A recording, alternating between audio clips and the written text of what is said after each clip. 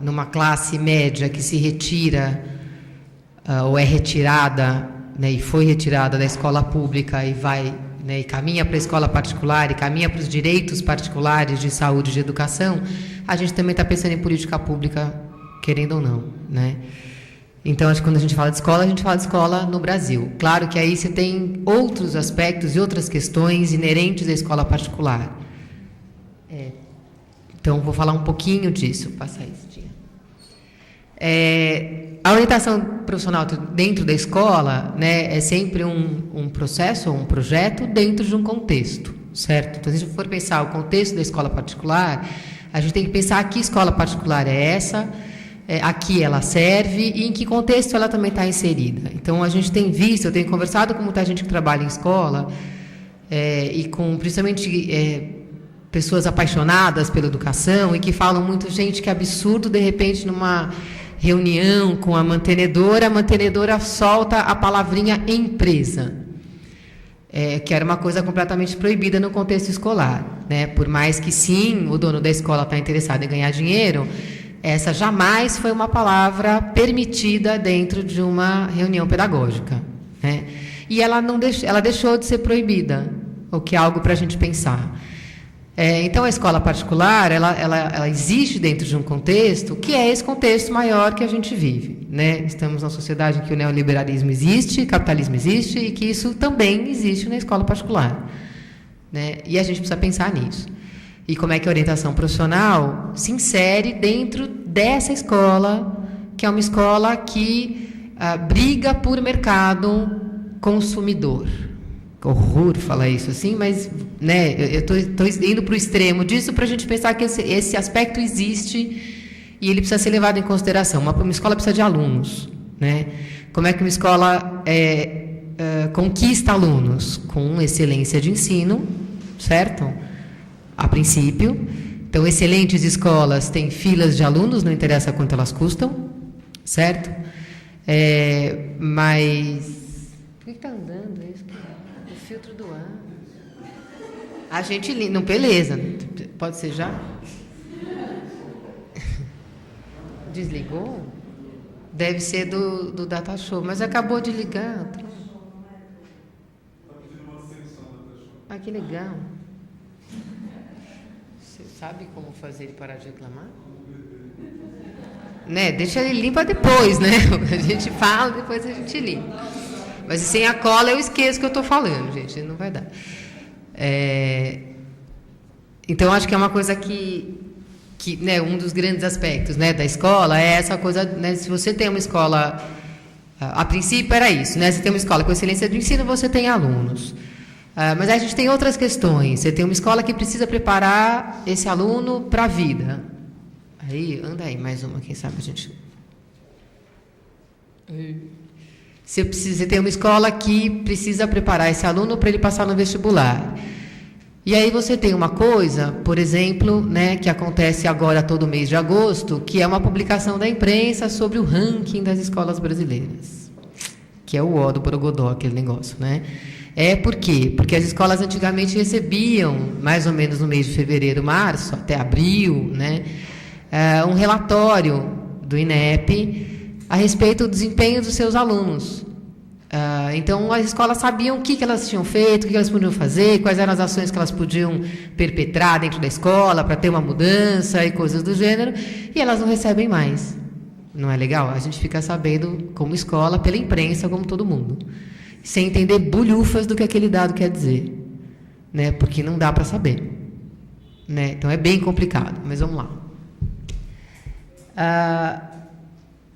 Essa primeira fase é um princípio claro, né? A orientação profissional, do jeito que a gente acredita, ela só existe dentro de um contexto sociocultural, certo? E econômico e tudo mais. Ela tem em seu cerne o conceito de que a escolha é um processo dinâmico que se dá em um contexto também dinâmico em que a família, a escola, a sociedade, a mídia e os pares exercem o seu papel.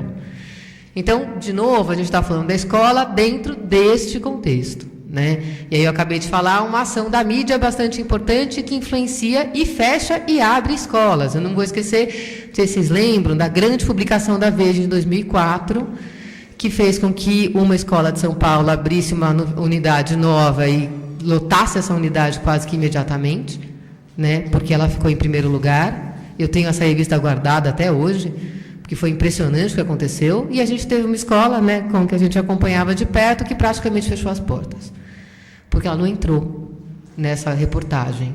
Não entrou por uma questão técnica, tinha toda uma questão de se a escola tinha desde o ensino infantil até o ensino médio, mas essa informação não aparecia na reportagem de um jeito muito claro, e essa escola, ela mudava no meio do caminho de nome e tal, e aí, então, ela não entrou. Ou porque não responderam, teve escola que não respondeu o questionário a tempo, então, N coisas absurdas aconteceram, escolas que não entraram na reportagem perderam uma quantidade exorbitante de alunos. E, às vezes, escolas excelentes, né? Então, assim, você vê que tem um contexto que é todo maior do que só o ensino, e isso acontece com escola bastante, né? Escola particular.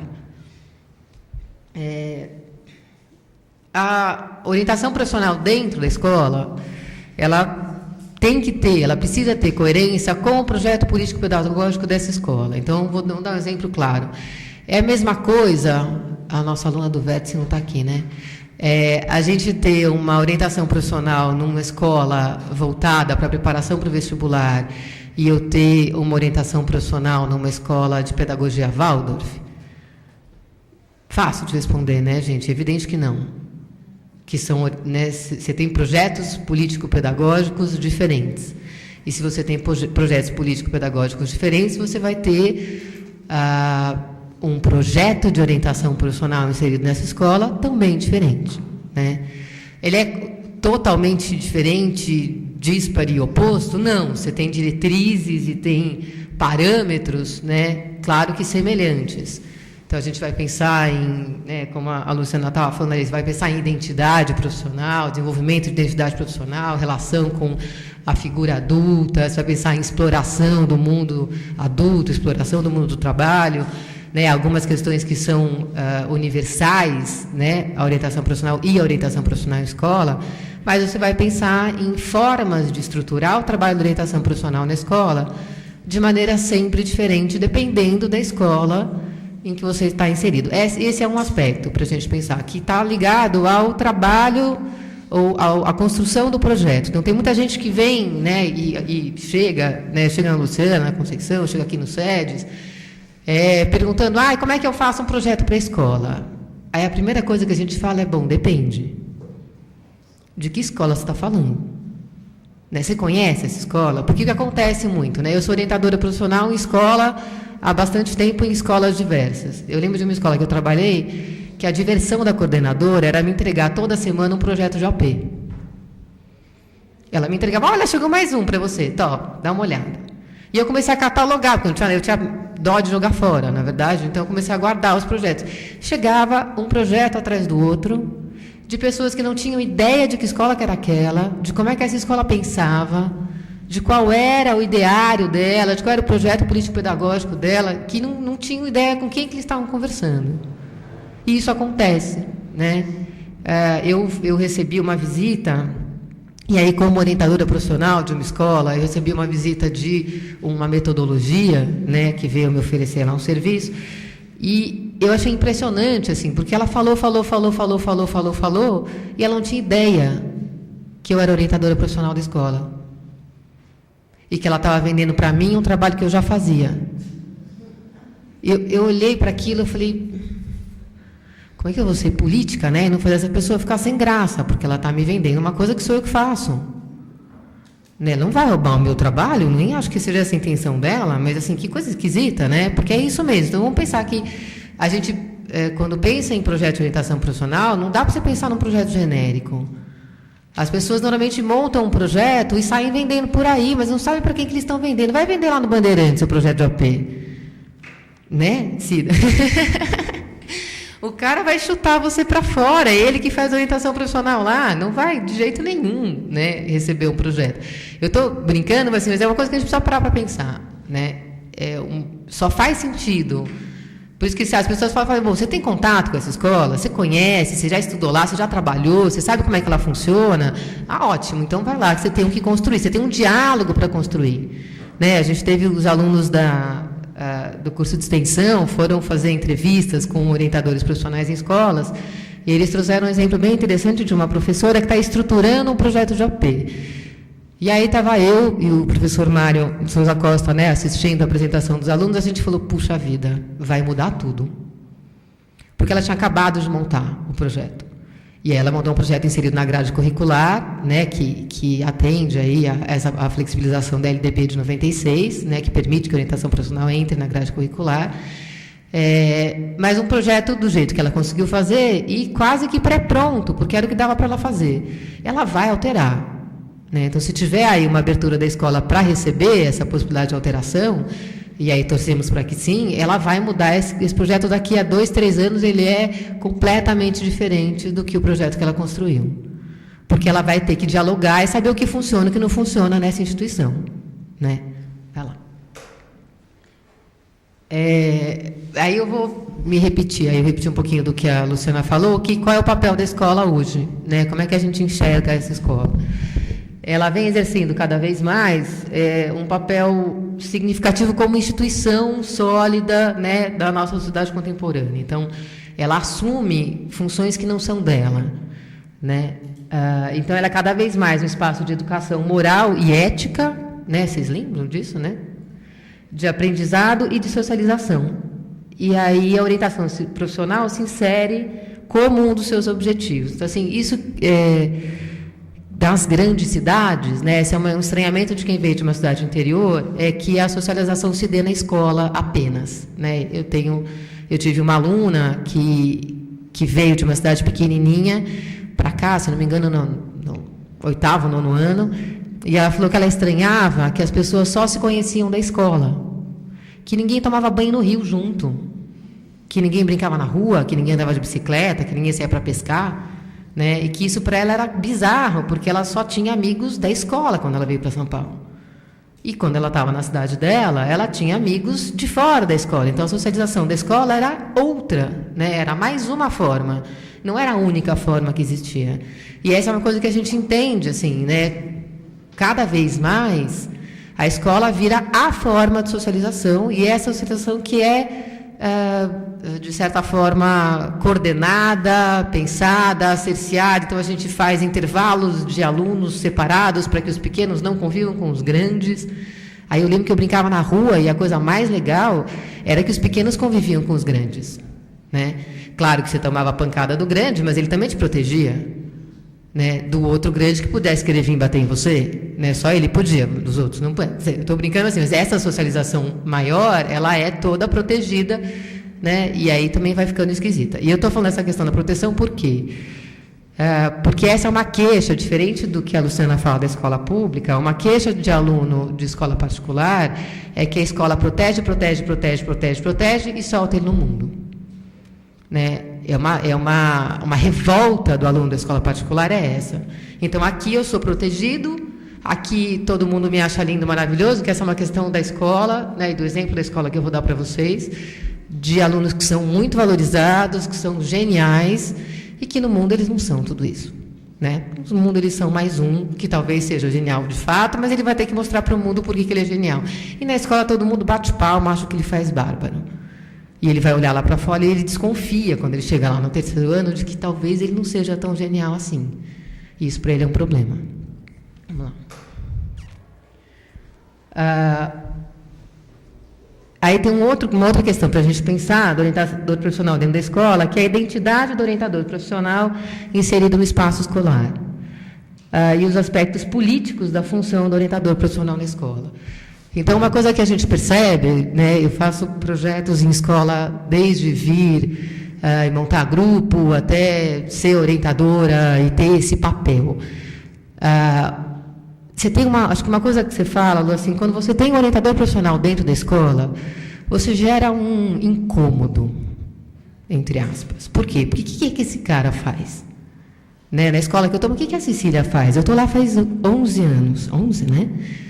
E eu sou orientadora profissional da escola há um ano. Né? Eu entrei em agosto do ano passado, eu fui contratada nessa função específica de orientadora profissional. Eu trabalho com orientação profissional lá há 11 anos, o projeto de orientação profissional na escola tem mais de 20. E tem gente que não sabia que tinha orientação profissional na escola, num projeto de mais de 20 anos, super sólido, consolidado, que casa com um projeto pedagógico. É lindo, o projeto é super legal. Eu adoro trabalhar com esse projeto, porque ele é super legal mesmo. Só que olha que interessante, né? De repente, eu começo a participar das reuniões pedagógicas, as pessoas olham e falam, eu falo alguma coisa do lugar da orientação profissional. Então, vem um professor de terceiro ano colocar que esse aluno não está mais nem aí com nada, que esse aluno só quer saber do mundo lá fora, que ele tem que se preocupar com a escola. Eu falo, mas eu concordo com ele, né? Vamos lidar com essa tensão, porque ela faz parte. Eu estou incitando esse aluno a olhar para fora, então a gente precisa lidar com essa tensão. Eu existo aqui como uma figura que está fazendo esse trabalho justamente. E isso traz um olhar, assim, aí você tem um professor que vira e fala assim, eu posso falar? Um aluno veio me perguntar não sei o que lá, do que faz um matemático dentro da empresa. Eu falei, fala. Vai lá, fala. Né? E aí os professores começam a me perguntar que coisas que eles podem fazer, ou podem atender, ou que demandas são essas, que tem a ver com escolha profissional, com identidade profissional, com o lugar do adulto, só porque eu sou orientadora dentro da escola. É interessante, né? Porque é uma mudança pequenininha, e aí a gente fala aí de mais uma força para a política pública de orientação profissional na escola, como ter uma figura que cuida disso, que responde por isso, e que é cobrada por isso, né, dentro desse contexto, muda a dinâmica da escola e o olhar da escola para esse problema. Porque a escola passa a assumir que esse é um problema dela.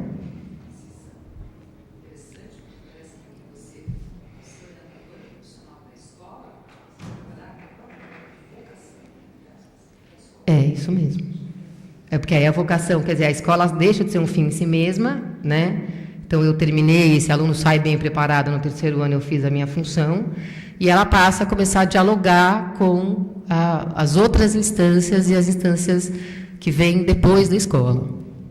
Então, você tem aí um papel político, né, do orientador profissional dentro da escola.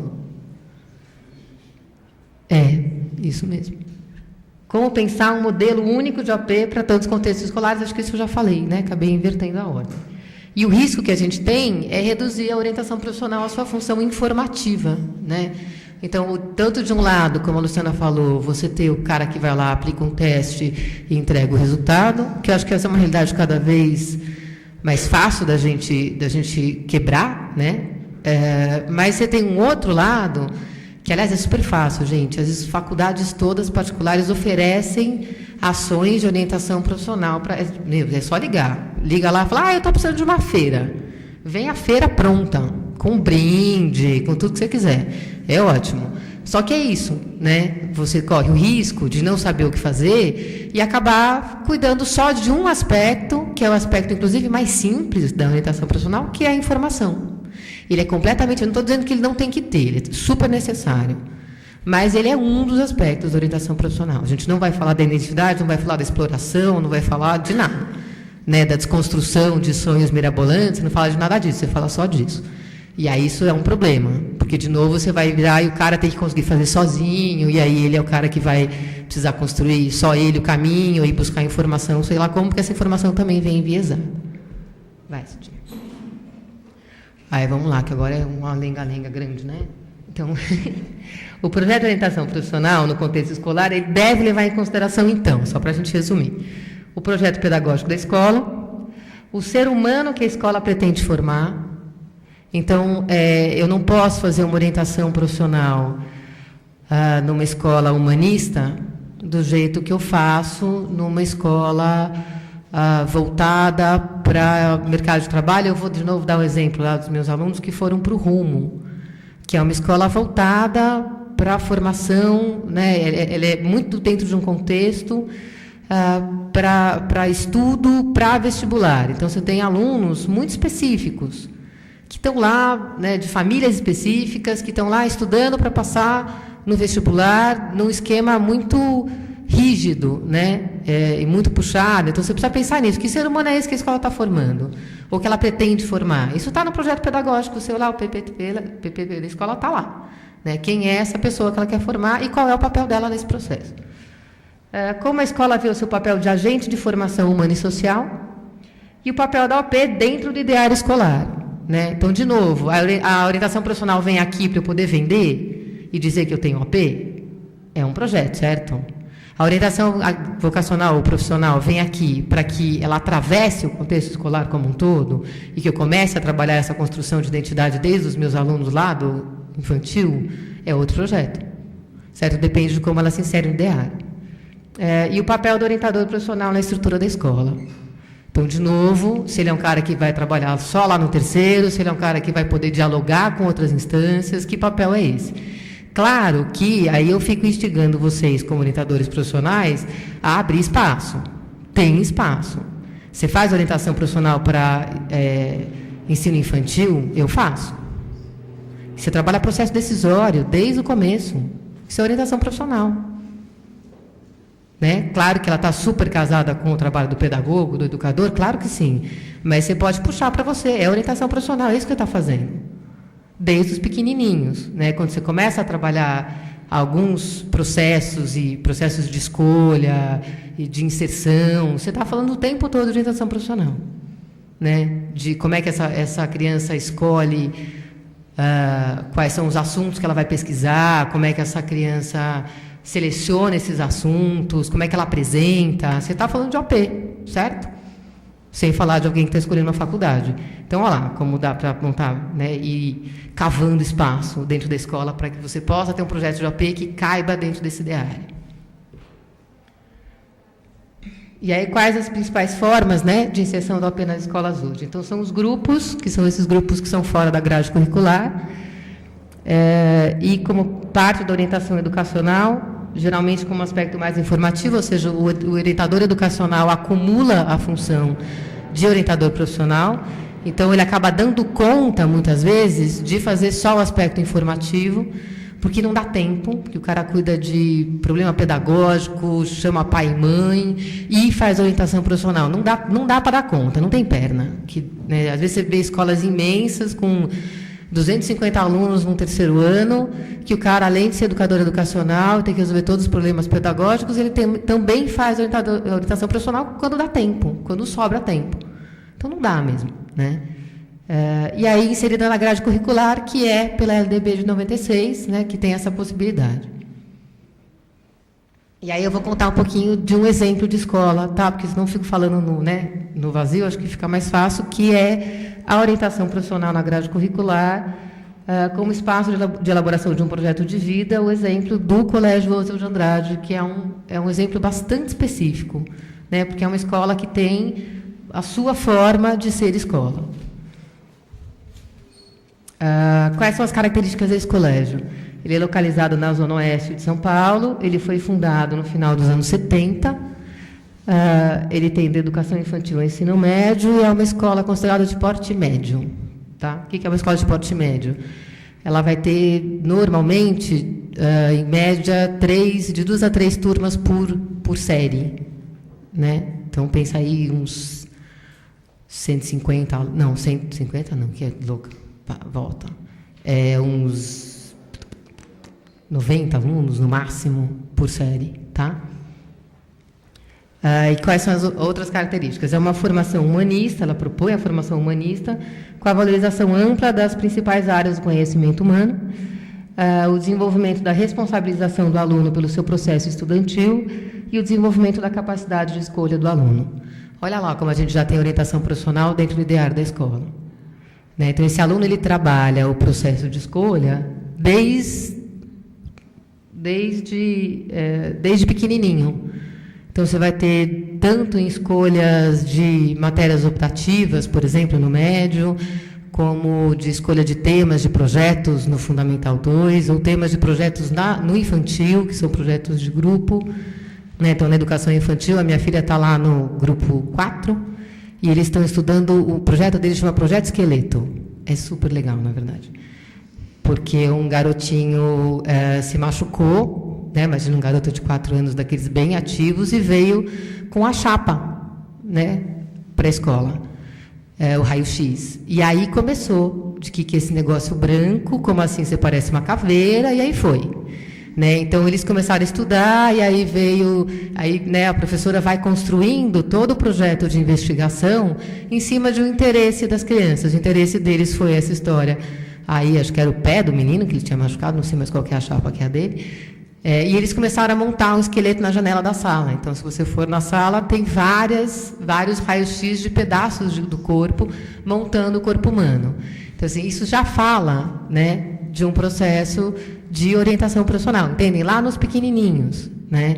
Então, eles tomam a decisão, é coletiva, ela é permeada, então eles foram na Estação Ciência, foram não sei aonde estudar, veio uma médica, trouxe aqueles vários modelinhos de como é que funciona o corpo por dentro.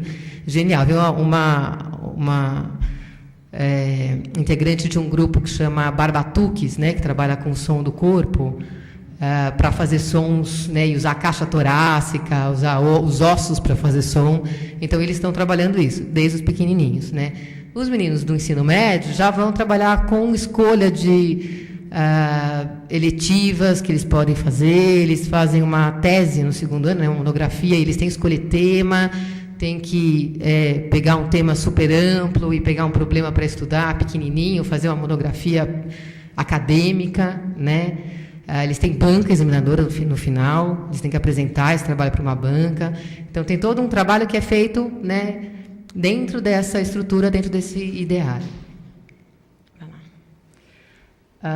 Ela se insere, então, a OP, né, na cultura do colégio, como um princípio, então é através da OP que ocorre o aprendizado da escolha, e como disciplina. E aí ela acontece como disciplina no ensino médio, tá? Então vamos pensar, o ensino médio é a etapa final da formação escolar básica, certo? Simples. Em que ocorre a consolidação das competências necessárias para a aprendizagem e a relação com o conhecimento. A aproximação com o mundo acadêmico e universitário, ela está expressa na grade curricular, tanto na grade curricular tradicional, quanto nessa grade curricular diferenciada que o colégio tem. Então, por exemplo, a gente tem, no primeiro ano, os nossos alunos, eles continuam tendo artes e educação física como disciplinas, são disciplinas que eles escolhem, ali eles escolhem quais que eles vão fazer, são 3 frentes de arte, 3 frentes de educação física. Então, vamos lá, educação física é circo, dança e esportes, e artes é artes visuais, artes cênicas e música. Eles podem escolher cada uma, e eles não vão poder escolher de novo no segundo ano, né? No terceiro, eles fazem um projeto conjunto, eles podem voltar. Então, por exemplo, eu escolhi artes visuais no primeiro ano, eu não posso escolher artes visuais no segundo ano. Eu vou ter que escolher música ou artes cênicas. Então, eles vão ter que ter critério. Então, às vezes, o menino fala, não, vou escolher uma coisa que eu não gosto tanto nesse ano, porque eu já quero aliar o meu segundo ano com o meu projeto de terceiro. Então, eu vou fazer o que eu gosto no segundo. Ele está criando critério de escolha. Tá? Então, eu tenho muita gente escolhendo artes visuais, o professor é super pop para aquela turma. Aquela turma adora o cara. Vai ter um monte de gente fazendo artes visuais. Não vou escolher. Deixa que todo mundo escolhe esse ano, porque vai sobrar para mim isso que eu quero fazer no ano que vem. Eu vou ter prioridade, vou fazer outra coisa que para mim tudo bem. É outra forma de ter critério. E ele vai trabalhando critério de escolha. Na grade do ensino médio, a gente tem filosofia, psicologia, sociologia e economia, que são, de novo, né, pensando nessa questão da possibilidade do diálogo com o pensamento, né, que vai estar no ensino superior, ele vem para a grade curricular do médio. E aí eles têm contato, claro que dentro de um ano, né, é um ano cada disciplina, filosofia e psicologia são dadas... Não, sociologia e psicologia no primeiro ano, filosofia no segundo, economia no terceiro. E eles vão dialogando com essas diferentes formas de enxergar o mundo, né? A preparação para a inserção no mundo público e adulto e a construção de escolhas e projetos pessoais. Então, vamos lá. Como é que ela acontece na grade curricular na escola? Então, assim, além dessas possibilidades de escolha e da tese que eles escolhem fazer no segundo ano, eles têm um projeto coletivo que eles fazem no terceiro. Tem uma disciplina no terceiro ano que chama Projetos de Intervenção, em que eles são divididos em grupos e cada grupo precisa estruturar um projeto ou perceber um problema sobre o qual eles queiram atuar. E aí eles podem escolher o problema que eles quiserem. Esse grupo ele é sempre tutelado por um professor das áreas de História e Geografia, normalmente. E esse projeto ele vai precisar criar uma possibilidade de intervenção, seja dentro ou seja fora da escola. Então, eu vou dar um exemplo. A primeira turma resolveu que o entorno da escola tinha poucas árvores e era muito feio, então eles iam pintar as calçadas e os muros. Beleza, tudo bem, né? E aí, um dos grupos escolheu que ele ia plantar árvores, o outro grupo escolheu que ele ia pintar calçadas e muros. Aí eles se depararam com um problema, que é você não pode plantar árvore onde você quer. E você não pode pintar a calçada e o muro que você tem vontade. E eles ficaram pasmos e acharam isso um absurdo. Como assim? Né? E assim, o legal é que o papel do professor é justamente falar, bom, vai lá. Beleza, como é que você vai fazer para pintar calçada e muro? Você vai pegar, não, a gente junta dinheiro. A preocupação dele é juntar dinheiro e fazer um desenho bem bonito, que eles, evidentemente, achassem bonito, certo? E pintar para o mundo ficar mais legal. E aí eles começaram a descobrir que não é bem assim. Primeiro que o dono do muro não deixa pintar do jeito que você quer. Depois que a calçada é pública, você não pode pintar. Né? E aí eles foram para a prefeitura, para a subprefeitura da Lapa, né, que é aqui, conversar com o subprefeito e marcar reunião e descobrir. E aí o pessoal das árvores resolveu que eles iam então melhorar uma praça perto da escola. E aí começaram já, tinha o pai de um dos meninos que trabalhava com biologia e botânica, e o menino veio com várias ideias de como é que ele ia montar, eles iam montar todo o planejamento de como é que essa praça ia ficar, que árvores que ela ia ter. Não pode, né? É a prefeitura que faz isso, você não pode decidir. E eles ficaram bestas, que você não pode. Como assim? Não posso, né? E aí eles vão indo, e aí conseguiram, no fim, plantar as tais das mudas, montaram um projeto, foram lá e chamaram a comunidade. A comunidade não vai só porque você quer. Né? E aí você vai descobrindo várias dificuldades da vida real de implantar as coisas, de que as coisas não acontecem só porque que elas não são mágicas. Então, é um projeto bem interessante que eles têm no terceiro ano, que também vai pondo eles nessa coisa de lidar com a realidade do mundo adulto, que, de novo, né, cabe nessa ideia mais ampla, né, desse ser humano que a gente está formando. Mas vamos lá. A gente entra na grade curricular com a OP no segundo ano do ensino médio. Então, a gente entra no segundo semestre, de maneira direta dentro da sala de aula, né? Basicamente, problematizando a questão do mundo do trabalho e sensibilizando para a escolha universitária. Então, a gente faz, sei lá, por exemplo, o que é possível você fazer para sensibilizar? Você faz uma gincana com chocolate para ganhar no final. O jeito mais fácil de sensibilizar adolescente é caixa de chocolate. Não sei se vocês sabem, funciona super bem. Né? Não vou fazer. Falar, quem fizer, aí você põe aquela caixa da Nestlé em cima da mesa, assim, custa R$6, todo ano eu compro. Põe lá, pronto, você está todo mundo participando. É ótimo, sensibilizadíssimos. E eles vão descobrir, enfim, o que é curso superior, quantos cursos existem, como é que isso funciona, e vão passar a olhar no segundo ano, né, para essa coisa de, bom, tem um outro caminho para eu fazer e eu preciso, de alguma forma, né, o que a gente trabalha no segundo ano? Olha, tem um caminho. A gente está aqui, né, existe um projeto para facilitar esse processo para você, mas esse processo é seu. Né, esse é o recadinho que a gente passa. Está aqui, funciona assim, né, existe um mundo do trabalho, existe uma possibilidade, a gente levanta essa questão. É evidente que nessa escola, que é uma escola de classe média alta, 100% dos nossos alunos, praticamente sem exceção, inclusive alunos de inclusão, vão para o curso superior. Né? Então, o que você vai ter de diferença, né? A gente tem, por exemplo, a gente teve um aluno de inclusão que foi fazer SESI, que hoje em dia, na verdade, é um curso tecnológico, foi fazer um curso de mecânica. Então, ele foi para o curso superior, eles vão todos para o curso superior. Então, não é nenhuma questão pensar se ele vai para a faculdade ou não vai, porque eles não pensam. Na verdade, a pressão é justamente essa, eles não podem não ir. Não existe escolha. Né? Um aluno de classe média alta normalmente não escolhe que ele quer fazer faculdade. Ele precisa escolher, bom, qual é a faculdade que ele vai fazer, porque isso está posto. Meu pai pagou uma escola cara para mim, eu tenho que fazer. Né? Isso quando ele não tiver que escolher de uma faculdade específica. Isso quando ele puder escolher, porque também tem essa questão, né? De que você vai ter que fazer engenharia, medicina e direito. Né? Ou os três juntos, ou um de cada vez, ou só um. Né? Mas você vai fazer um desses três. E isso acontece. Na verdade, né, quem trabalha com a AP sabe disso bastante, dependendo das escolas. Na verdade, na nossa escola isso acontece bem pouco. A gente tem normalmente um aluno por ano que quer fazer medicina.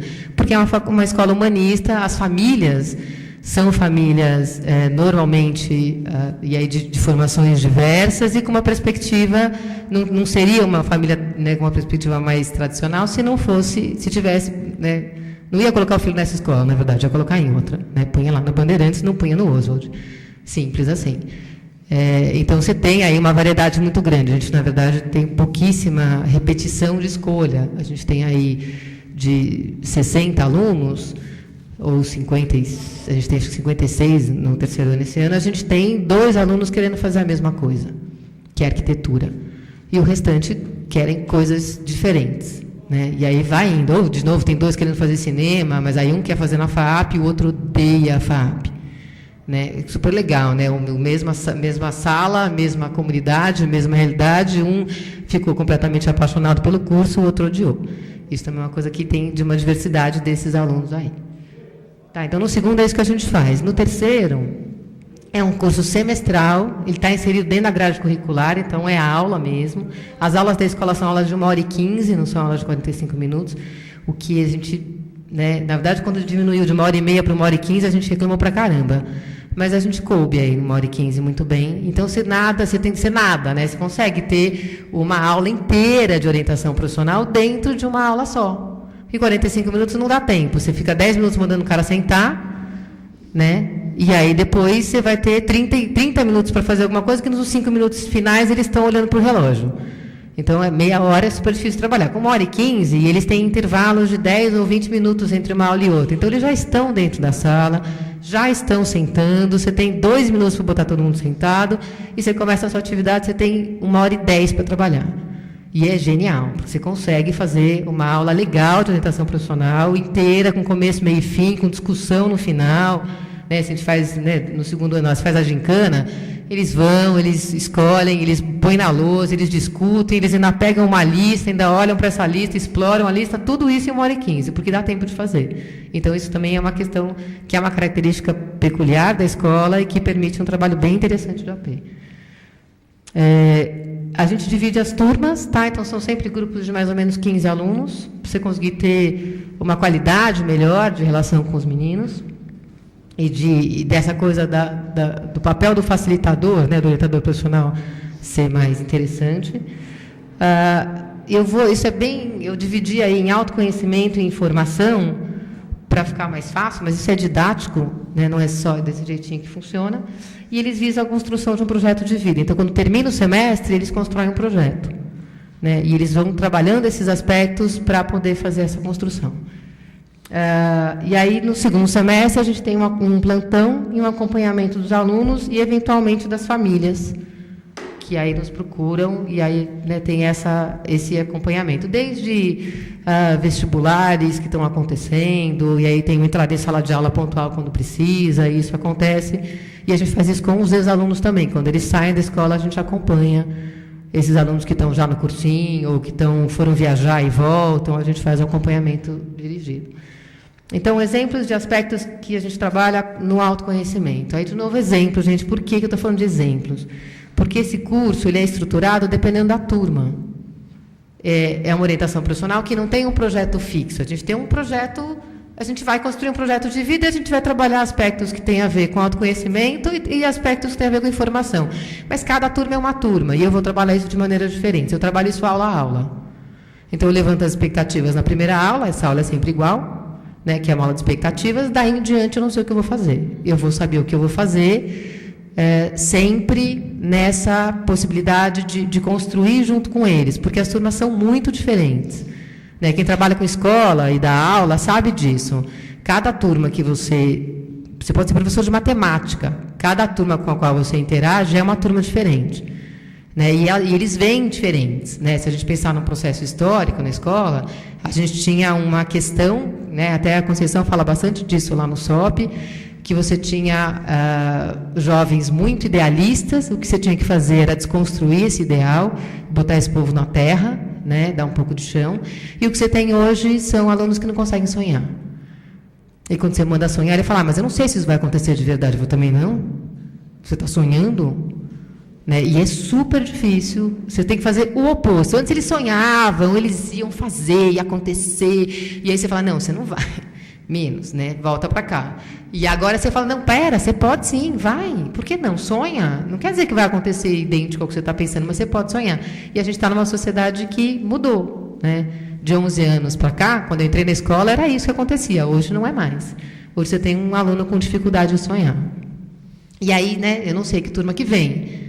Então, eu tenho que construir esse curso de acordo com isso. E aí, esses aspectos, alguns são esses, né? Então, habilidades, desejos, autopercepção, percepção do outro, história familiar, biografias, perspectivas de futuro. Né? Dá para falar mais uma porção, todo mundo trabalha com orientação profissional, trabalha com aspectos como esses. Né? E aspectos da informação. Então, o mundo universitário, cursos, grades curriculares, rotinas, exigências estudantis e outras coisas. E o mundo do trabalho, rotina, salário, ambientes, relações com outras profissões, ação profissional sobre o mundo. E outros, acho que tem um que eu pus. E no projeto de vida, né? O que a gente faz dentro do processo inteiro do semestre? Então, uma síntese do percurso escolar e a possibilidade de projeção para o futuro. E a possibilidade de um planejamento e elaboração de um projeto. Tá? Sempre pensando na concepção de um projeto dinâmico. Então, uma coisa que é bem interessante, quando eles começam a construir o projeto, eles falam, mas e se mudar? Né? Eu falo, bom, aí você muda o projeto. Aí eles aprendem a fazer fluxograma. É super legal o fluxograma, na verdade, porque eles conseguem descobrir que as coisas acontecem concomitantemente. E que elas, né, têm um tempo que elas permanecem. Eu vou ficar 6 meses lidando com essa questão. Ou eu vou lidar com essa questão durante 2 semanas. E como é que isso... E eles começam a perceber que as coisas podem acontecer uma de cada vez e tem movimentos diferentes e que isso é dinâmico. Uma das coisas mais interessantes do fluxograma é que eles começam a descobrir que o processo é dinâmico.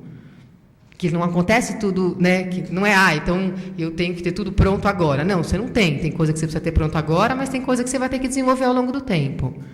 Né? E aí eles fazem isso a curto prazo, e a médio prazo e a longo prazo. Né? E aí, a longo prazo, eles começam a perceber que essas, né, que as variáveis, ou as possíveis, as hipóteses, elas vão se estendendo e vão se ampliando, e tem coisas que não dá para a gente saber o que vai acontecer. Né? Porque não dá para saber nem o que eles vão escolher, quais serão as escolhas seguintes. Né? O que a gente faz, né, e que tem uma interface com a comunidade escolar? A gente tem um aspecto bem interessante, que a gente tem cada vez mais chamado a comunidade escolar para participar da orientação profissional de diversas formas. Então, a gente tem os ex-alunos que vêm conversar, né, e contar da sua experiência, o que é ser um aluno de curso superior tendo sido aluno dessa escola, porque isso faz diferença. Né, ele não é um aluno de qualquer lugar, então ele vem falar do diferencial que ele teve. Ele veio falar que, olha, eu tenho muito mais facilidade para ler um texto acadêmico do que os meus colegas. Então, serviu para alguma coisa lá, o seu professor de literatura ficar insistindo né, que você conseguisse fazer isso super bem lá desde a 5ª série.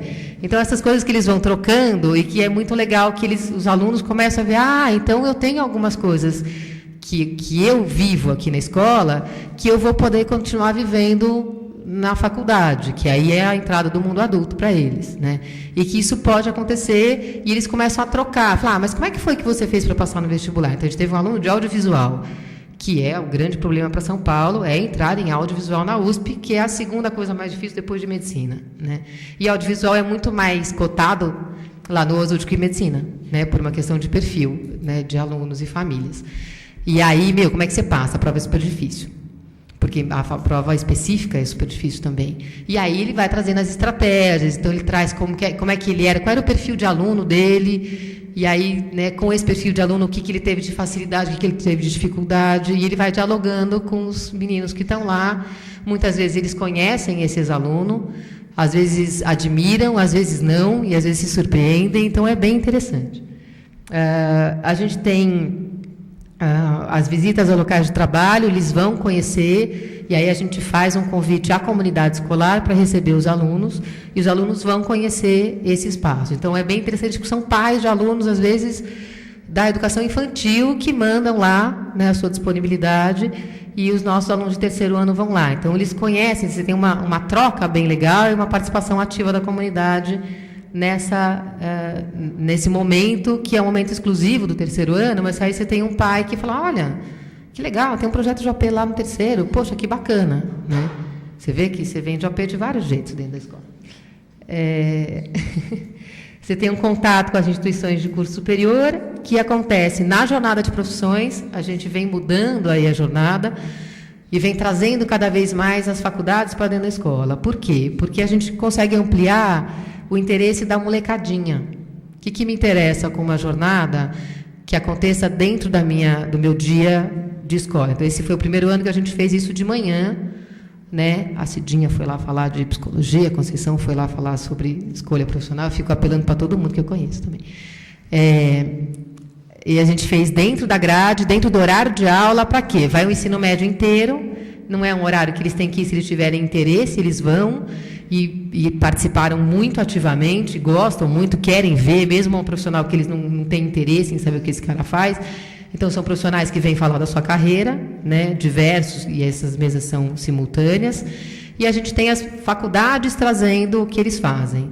Então, os alunos têm a chance de entrar em contato com o que é, e perceber que, olha, tem uma faculdade X que oferece o curso que eu quero. Então, eu vou dar o exemplo de novo do que a gente tinha lá de audiovisual, de cinema, que a gente tinha a FAP e o SENAC, né, que são duas faculdades que têm esse curso aqui em São Paulo.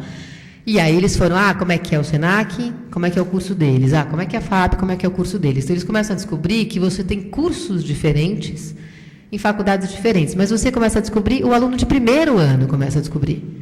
E ele, claro que só vai viver isso nesse momento que é ele participar, pegar brinde, né? Fala, a faculdade tal tem os brindes mais legais.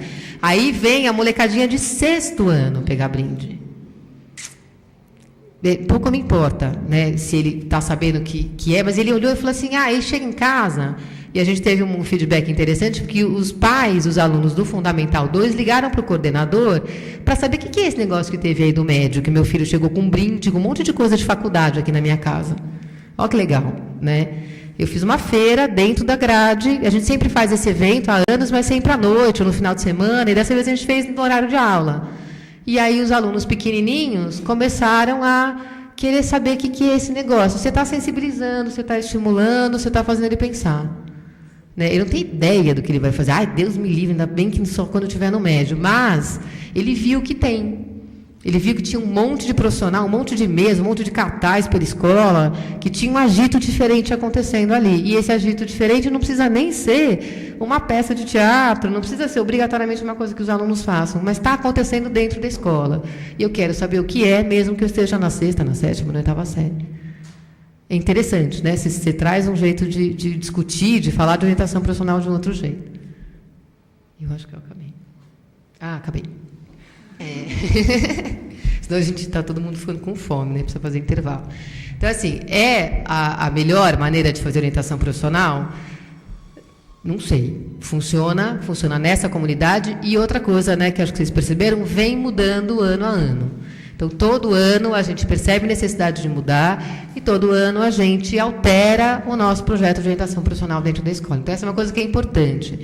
Tem gente que me fala, você tem uma coisa pronta para me dar? Não funciona uma coisa pronta, né? O que eu tenho que fazer isso todo o primeiro, todo o segundo, todo o terceiro ano. Não funciona, porque eu não sei se eu vou ter a mesma turma de primeiro ano. Eu não sei se essa escola vai mudar, se ela vai inserir uma outra disciplina com a qual eu possa dialogar. Né? Eu dei aula numa escola que tinha aula de religião e que do nono ano, né, do Fundamental 2 ao terceiro ano do ensino médio, essas aulas de religião, elas tratavam de temas como identidade, como elaboração de luto, né, e várias coisas que falam pra caramba e dialogam pra caramba com a orientação profissional. É evidente que numa escola como essa, eu vou estruturar um projeto de orientação profissional que converse com o curso de religião. Entendem? Porque assim, eu não vou ficar falando mais do mesmo se eles já estão trabalhando. Então, assim, o que aconteceu? Lá na identidade, que era um projeto de nono ano, eu inseri o quê? Era a identidade do jovem e tal. O que eu coloquei? Eu coloquei a identidade do adulto. Então, vamos conversar sobre identidade. Como é que a gente percebe a identidade do adulto? Aí eles trouxeram um cartão de visita, eles começaram a perceber que aparece o nome do cara, vírgula, a profissão que ele tem, e começaram a trazer quanto que a inserção profissional dele no mundo fala da identidade dele nesse mundo. Olha que legal, né? Então, assim, cabia dentro de um projeto que já estava pronto, que é um projeto da escola, super bacana, por sinal. Então, depende, né? Dá para a gente... Aí eu vou entrar com uma apostila, por exemplo, dentro dessa escola? Não funciona nessa. Porque essa já tem um projeto super bacana, não vou poder fazer de novo o que eles já fazem. E eu vou ter que conversar. Então, de novo, né? Como também seria numa escola pública, porque as escolas públicas também são escolas diferentes entre si, né? Mas, assim, de novo, eu tenho que pensar num projeto de orientação profissional que converse com que escola que é essa. Né? Qual que é o desafio que eu acho que vale a gente discutir e abrir a discussão para isso? Também, como é que você pensa, então, em política pública se você tem uma diversidade tão grande de escolas? E a gente tem várias hipóteses e várias coisas legais que dá para a gente fazer bastante, inclusive. Mas vale a gente pensar nisso. Né? Então, assim, a política pública não é impor uma maneira de fazer orientação profissional, mas é eu poder ter, então, a orientação profissional dentro de certos parâmetros para a gente poder, né, discutir, implementar, formar, né, e trazer ela como algo que, sim, cabe à escola fazer. Né? Quer dizer, o esquisito é a escola não fazer isso, né? Não dialogar com o restante da vida, ela acabar nela mesma. Certo? Acho que tá bom.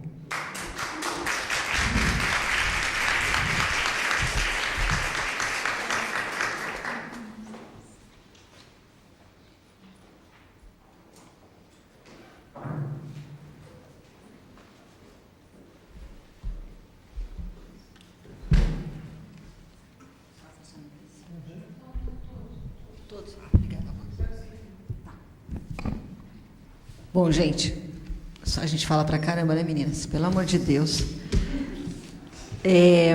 Eu ia propor o seguinte, 5 minutos de intervalo para tomar um cafezinho e a gente voltar, porque também a gente tem uma outra temática importante. Aí a gente faz perguntas e introduz a questão dos núcleos, tá bom? A gente tenta fechar 1 hora, com certeza, mas vamos fazer um intervalinho? Tem um cafezinho lá fora e um pãozinho de queijo quente? Esperamos que sim. 5 minutos, tá? Vamos tentar ser pontuais.